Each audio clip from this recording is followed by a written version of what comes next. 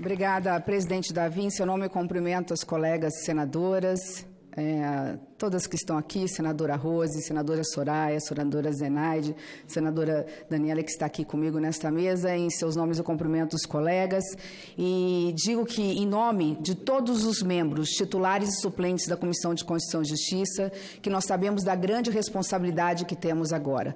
Pelo prazo regimental de 30 dias, estaremos nos debruçando sobre essa matéria que, como disse o nosso presidente, tem ocupado a mente e os corações dos 210 milhões de brasileiros. Afinal, é uma matéria que interfere na vida de cada um de nós.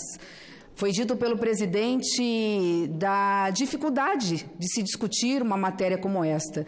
E eu acrescento, é preciso ter coragem para debater uma matéria como essa. Mas, acima de tudo, é preciso senso de responsabilidade para que nós possamos nos posicionar, de acordo cada um, com as suas convicções políticas e ideológicas a respeito de uma matéria tão relevante. Da nossa parte, na presidência da Comissão de Constituição e Justiça, quero dizer que, a partir de agora, nesses 30 dias, de forma imparcial e como uma magistrada, eu apenas me pronuncio aqui em Brasília a respeito do rito processual. Não estarei dando opinião a respeito do mérito da matéria, porque precisarei dessa imparcialidade para conduzir da melhor forma possível os trabalhos na Comissão de Constituição e Justiça. Mas, antes disso, gostaria apenas de dizer e parabenizar a Câmara dos Deputados. Eu, que sempre fui, e é a última vez que falo por enquanto nessa questão, a favor de uma reforma tributária, e sempre entendi que a reforma tributária tem que ser profunda, eu disse, naquele momento em que tive conhecimento da reforma do governo federal, que a reforma era profana, que a reforma mexia com direitos básicos, que a Câmara dos Deputados teve, pela sensibilidade, condições de alterar. Estou falando e fazendo referência ao BPC, ao trabalho rural, à regra de transição e a reforma previdenciária e a questão também dos professores e da idade mínima. Portanto, a reforma já chega com uma reforma mais justa e pronta para ser debatida nesta casa. Ela não chega pronta, ela chega para o debate que se dará na Comissão de Constituição, Justiça e Redação.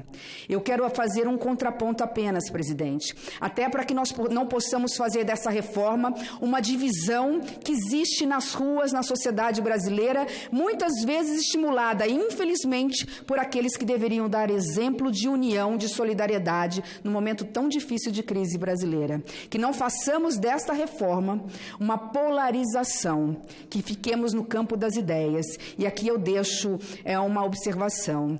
Esse contraponto que hoje existe entre aqueles que defendem aqui, que são ditos como defensores da reforma, apenas porque pensam em números, versus aqueles que são contra, porque pensam nas pessoas mais carentes, trabalhadores e na sociedade brasileira, que esse discurso não seja um discurso que reine neste plenário. Até porque nós não estamos falando de um ou outro, mas de um e outro. Não é possível tratar de gente sem números. Os números é que permitirão que nós possamos garantir os direitos mais básicos do cidadão brasileiro. Portanto, assim, na comissão, e eu já faço um apelo aqui e farei na comissão, que nós possamos ter um debate de alto nível, colocando cada um as suas posições políticas e ideológicas no campo das ideias, mas que não passemos para a radicalização de que quem é a favor da reforma é a favor apenas de números e quem é contra a reforma está a favor do trabalhador e da população mais carente. Repito, não é um ou outro, é um e outro. Os números ajudarão o país, os números ajudarão os trabalhadores e os aposentados. Eu agradeço, presidente, a confiança e espero realmente que essa reforma seja aqui, dentro desta casa, um fator de consenso e que nós possamos reafirmar, seja qual for o resultado que esta casa entregue à sociedade brasileira como órgão colegiado, mas que ela seja, acima de tudo, a manifestação mais profunda, a manifestação de maior convicção de cada um de nós, Que a reforma seja o reflexo do posicionamento individual de cada um dos colegas, um âmbito pacto que temos que fazer pela sociedade. Um pacto social a favor da população brasileira, mas um pacto geracional, um pacto de geração, porque o sistema previdenciário nada mais é do que um legado das gerações passadas para as gerações futuras. Nós hoje, a geração do presente, temos uma responsabilidade com o futuro do Brasil. E neste momento, eu não poderia deixar de estar mais satisfeita de poder designar como relator desta reforma previdenciária, e já foi amplamente anunciado, um homem por quem eu tenho o maior respeito pela sua história política, pela sua história de vida, pela experiência que tem e que teve como gestor do seu querido estado de Ceará.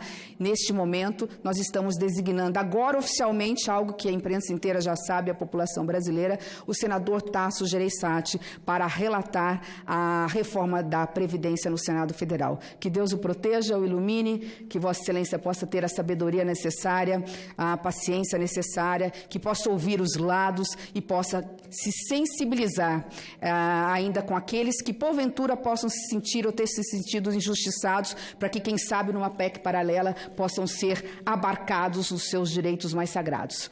Vossa Excelência agora é o relator da comissão e mandará nos próximos 30 dias em todos nós. Muito obrigada. Senador Tasso.